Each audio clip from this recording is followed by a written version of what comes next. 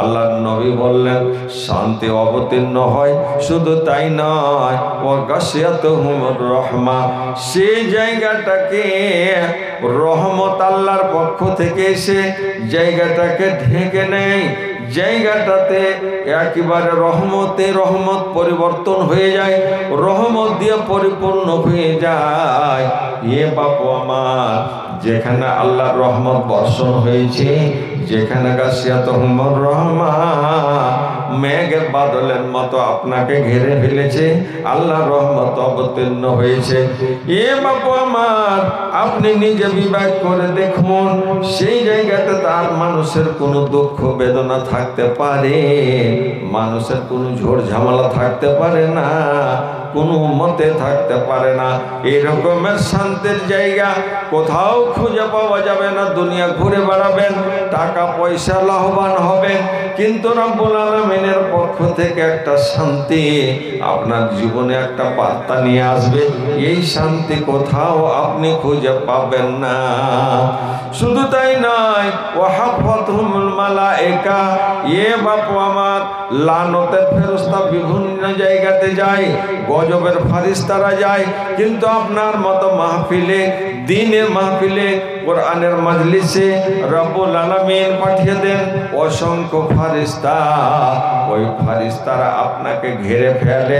শুধু তাই নয়, অন্য হাদিসে পাওয়া যায় রে বন্ধু, নবী আমার বলেছেন, ইন্না লিল্লাহি মালায়েকা ইয়ালতামিসুনা আহলাদ যিকরি, আল্লাহর অসংখ্য ফারিস্তা আছে যারা দুনিয়াতে ঘুরে বেড়ায়, জমিনের উপরে যারা ভ্রমণ করে, যারা সফর করে, যারা ঘুরে বেড়ায়, যারা তলাশ করতে থাকে কোনখানে গেলে রব্বুল আলামিনের জিকিরের মজলিস আমরা পেয়ে যাব, কোনখানে গেলে আল্লাহ কৃতজ্ঞতা জ্ঞাপন হচ্ছে, আল্লাহর নামে ধ্বনি উচ্চ হচ্ছে, কোনখানে গেলে আল্লাহর জিকির হচ্ছে, আল্লাহর প্রশংসা হচ্ছে, আল্লাহর তারিফাত হচ্ছে, আল্লাহর সিফাত গুণগুলো বর্ণনা হয়, এই রকমের জিকিরের মজলিস কোথায় পাবো? বন্ধুরে আমার, আজ আপনার সৌভাগ্য, আপনার ভাগ্য খুলে গেছে। হাল পয়দার মাদ্রাসাতে এসে রব্বুল আলামিন আপনাকে সুযোগ দিয়ে দিলেন। এত বড় মাহফিলের সুযোগ আপনি করতে পেরেছেন, আল্লাহ পাকের দেওয়া সুযোগকে আপনি কাজে লাগাতে পেরেছেন। এখানে রব্বুল আলামিনের অসংখ্য ফারিস্তা এখানে এসেছেন, তারা চতুর্ধার থেকে আপনাকে খুঁজে বেড়াতে বেড়াতে এই জায়গায় যখন তারা পেয়ে গেছে, এখানে তারা বসে গেছে, জিকির শুনতে আছে, আল্লাহর দ্বীনের আলোচনা শুনতে আছে। এ বাপু আমার, মারে আমার, বোন আমার, রব্বুল আলামিন আপনাকে যতদিন জীবন দান করেছেন, এই জীবন আপনার মূল্যবান জীবন, এই জীবনের কিছুটা মুহূর্ত আপনি কাটিয়ে নিতে পারলেন, কিছুটা সময় আপনি লাগিয়ে নিতে পারলেন। এই সমস্ত মাহফিলে যারা বসে যায়, আল্লাহ পাক তাদের গুণগুলোকে ক্ষমা করে দেন। যারা অন্য কোনো প্রয়োজনে এসেছে, দরকারে এসেছে, তাদেরকেও আল্লাহ পাক ক্ষমার দৃষ্টিতে দেখেন। যে তাহলে কত বড় মাহফিল, কত বড় সুযোগ সুবিধা আল্লাহ পাক আপনাকে দান করেছেন, যেটা অন্যরা পায়নি, অন্যরা বঞ্চিত আছে, অন্যদের সুযোগ লাগেনি, অন্যদের দাম অন্য দিক দিয়ে নিজের দাম বাড়িয়ে নিতে পারে, মার্তাবাকে বাড়িয়ে নিতে পারে, নিজের সম্মানকে বাড়িয়ে নিতে পারে, কিন্তু দ্বীনের ব্যাপারে, দ্বীনের ব্যাপারে, দ্বীনদারি হিসাবে, মুসলিম হিসাবে, ইমানদার হিসাবে তারা নিজের সম্মানকে বৃদ্ধি করতে পারে না, তারা নিজের মানকে বাড়িয়ে নিতে পারে না। তাদের এই ক্ষমতা নেই, তাদের এই সুযোগ নেই। আপনাকে আল্লাহ পাক এই সুযোগ দিয়েছেন। ভাইজান আমার, পাক পরবর্তীকারে আলম বলেছেন, বান্দারে আমার, তোমরা একবার ভেবে দেখো রব্বুল আলামিন তোমাদের কত বড় সুযোগ সুবিধা তোমাদের দান করেছেন। তোমরা যখন একটা মানুষ মায়ের পেট থেকে যখন ভূমিষ্ঠ হয়েছে, ভূমিষ্ঠ হওয়ার পর এই পৃথিবীর মুখ দেখেছে, মুখ দেখার পরে দুনিয়াতে মানুষ নানান রকমের বসবাস শুরু করে দিল। বসবাসের মাধ্যমে পরবর্তীকারে আলাম আপনাকে দান করেছেন জ্ঞান, আপনাকে দান করেছেন শিক্ষা, আপনাকে দান করেছেন ইলম। আল্লাহ পাক বললেন, হে নবী আমার, আপনি বলে দেন, কুল হাল ইয়াস্তাবিল্লাযীনা ইয়ালামুনা ওয়াল্লাযীনা লা ইয়ালামুন। নবী আমার, আপনি বলে দেন, কোনদিন কি বরাবর হতে পারে, সমান হতে পারে যারা জানে এবং যারা জানে না? এই দুটো দল আপোষে কোনদিন বরাবর হতে পারে না। সত্যিকারে বন্ধুরে আমার, দুনিয়াতে আপনি চলে ফিরে দেখেন, আল্লাহ পাক যাদেরকে জ্ঞান দান করেছেন তাদের বার্তা, তাদের ব্যবহার, আচার ব্যবহার আলাদা, তাদের কথাবার্তা আলাদা, তাদের লেনদেন আলাদা, কৃষ্টি কালচার তাদের পরিবর্তন হয়ে যায়। সত্যিকারে আল্লাহ পাক 1450 বছর আগে এ কথা ঘোষণা করেছেন যে কোনোদিন তারা বরাবর হতে পারে না। যে সূরা জুমার আয়াত নম্বর 9 আল্লাহ পাক বলছেন যে আপনি বলুন যে এরা আপোষে বরাবর হতে পারে। সত্যিকার কথা। দেখবেন যাদেরকে আল্লাহ জ্ঞান দান করেছেন তাদের কথাবার্তা সব কিছুই পরিবর্তন, আসমান জমিনের ফারাক। এ বাপু আমার, ভাইজান আমার, আপনি নামাজ পড়ছেন, আপনি মনে করেছেন নিজের জ্ঞানে জ্ঞানে, মনে মনে যে আমি আল্লাহকে হাজিরি দিলাম, আমি আল্লাহকে ডাকলাম। বাপু আমার, আপনার ডাকা এবং একটা জানা মানুষের ডাকা, তার ব্যাখ্যা বিশ্লেষণ, তার শব্দ ব্যবহার, তার শব্দের উচ্চারণ, আসমান জমিনের ফারাক। বাবু আমার, আপনি আজীবন ভাবলেন, আল্লাহকে ডাকলেন, আল্লাহর গণকীর্তন করলেন, আল্লাহর সত্যসনা করেছেন, আপনি মনে মনে গর্বিত, মনে মনে আপনি আনন্দিত, হে রব, আমার উপরে যাহা ছিল তাহা আমি পালন করলাম।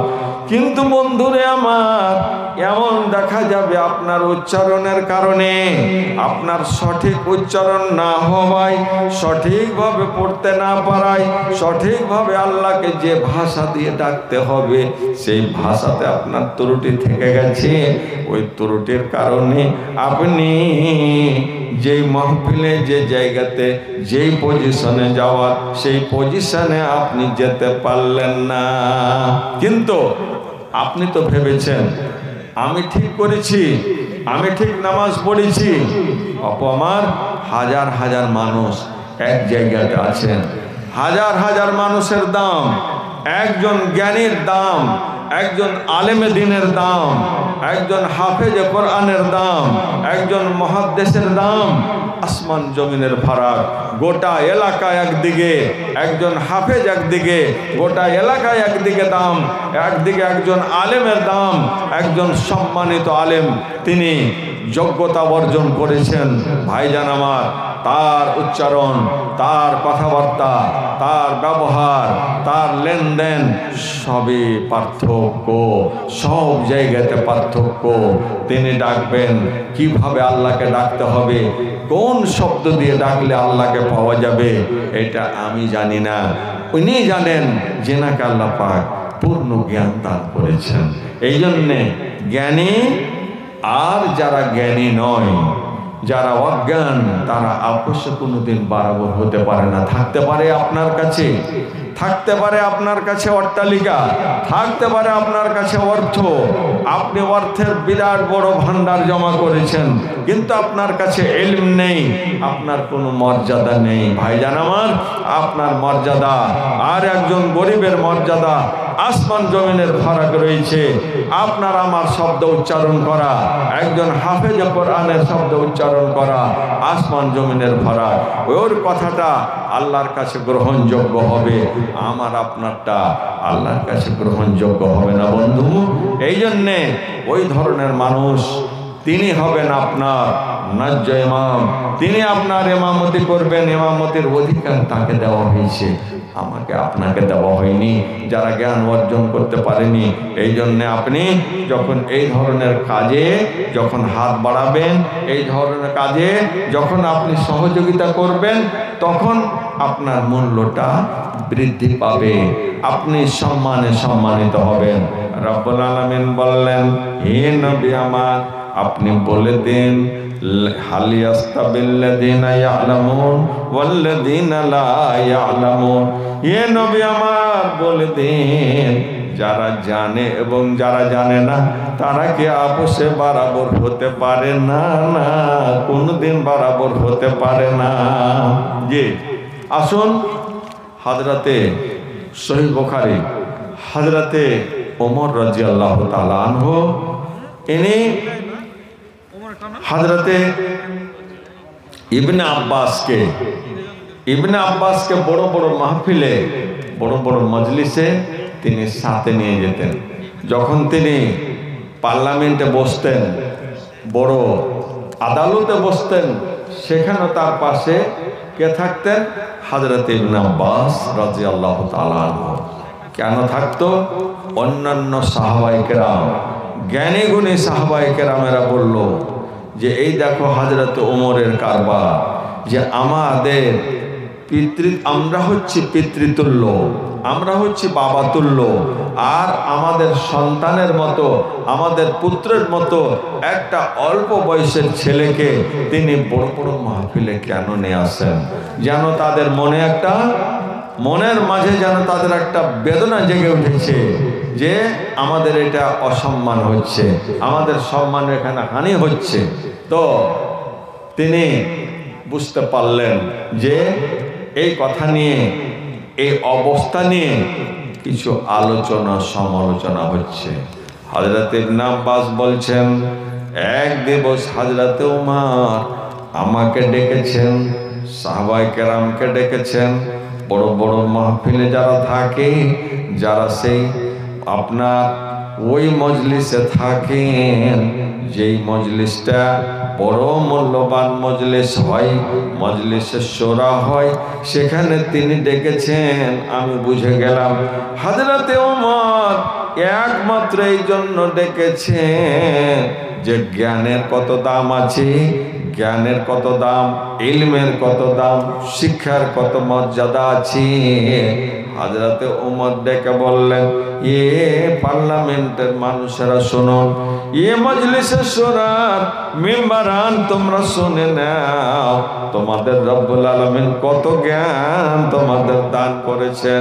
তিনি বলেছেন, নিদা জাআ নাসরুল্লাহি ওয়াল ফাতহ ওয়া রাআইতান নাস ইয়াদখুলুনা ফি দীনিল্লাহি আফওয়াজা। ইয়ে সাহাবায়ে কেরাম, আল্লাহর নবীর সাহাবায়ে কেরাম, তোমরা বলো, তোমরা বড় বড় জ্ঞান অর্জন করেছো, তোমরা বড় বড় জ্ঞানী মানুষ, তোমরা বড় বড় ফাকিহ, তোমরা মুহাদ্দিস, একটু বলে দাও এই আয়াতের মান মর্যাদা কি আছে, আয়াতের উদ্দেশ্য কি, একটু বলে দাও। আয়াত রব্বুল আলামিন নাযিল করেছেন, এই আয়াতের মাধ্যমে কোন এমন বার্তা পাঠিয়েছেন, একটু তোমরা বলে দাও।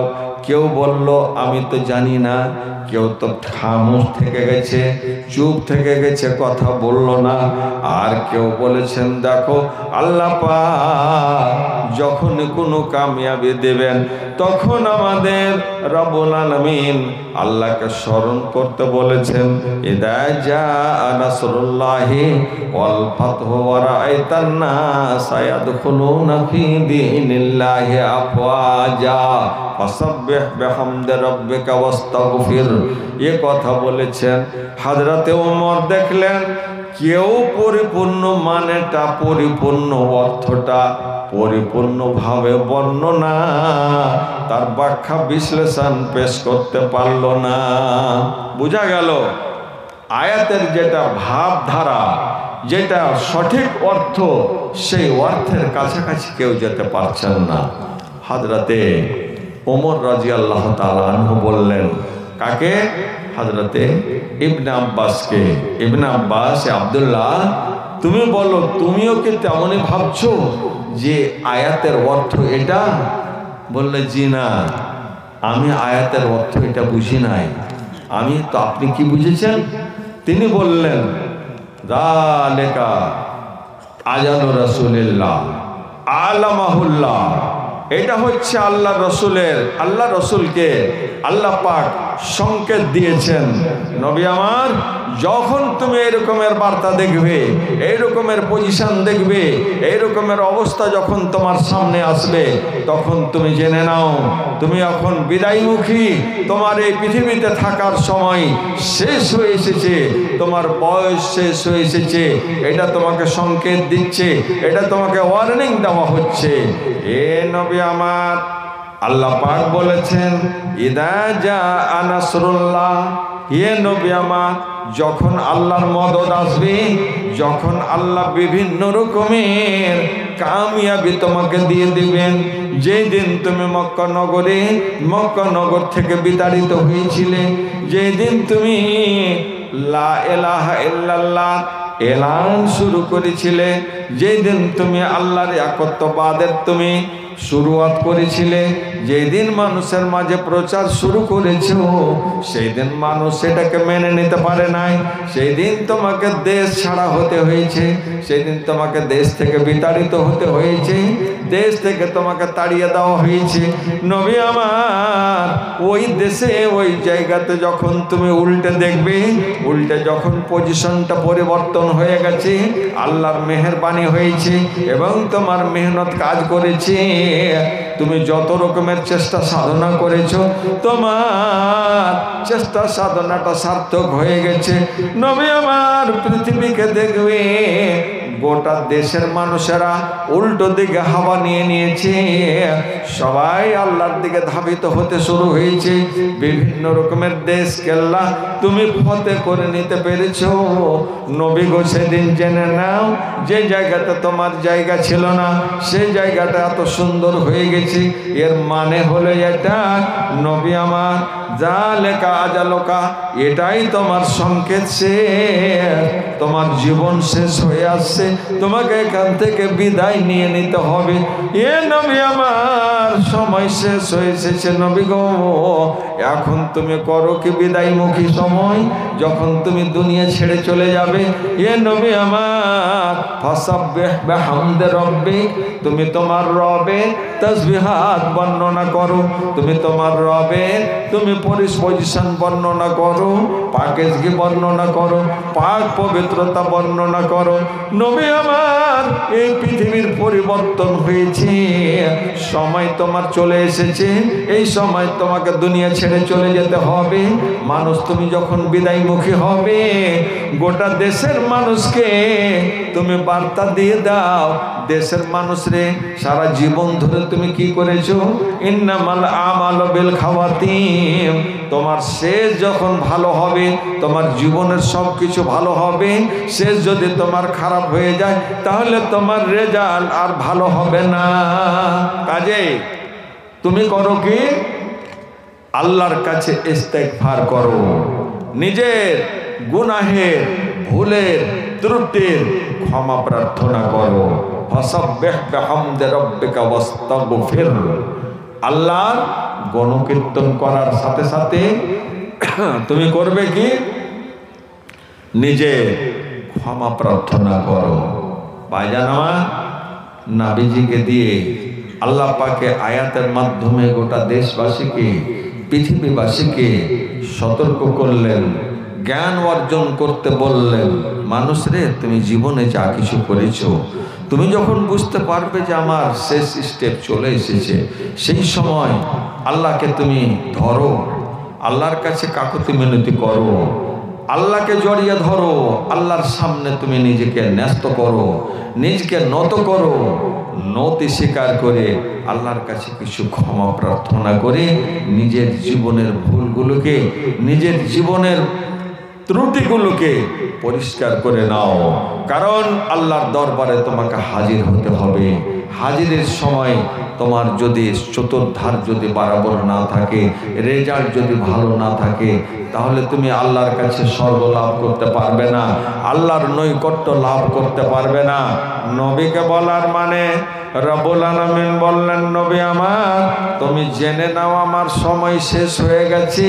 এ বন্ধু আমার, আমরা দেখলাম মানুষ নিজের জীবনে সব কিছু করে ফেলেছে, যখনই কাজ হয়ে গেছে আপনাকে ভেবে নিতে হবে আমি আর দুনিয়াতে থাকার আমার আর সময় নেই, সময় শেষ হয়ে এসেছে।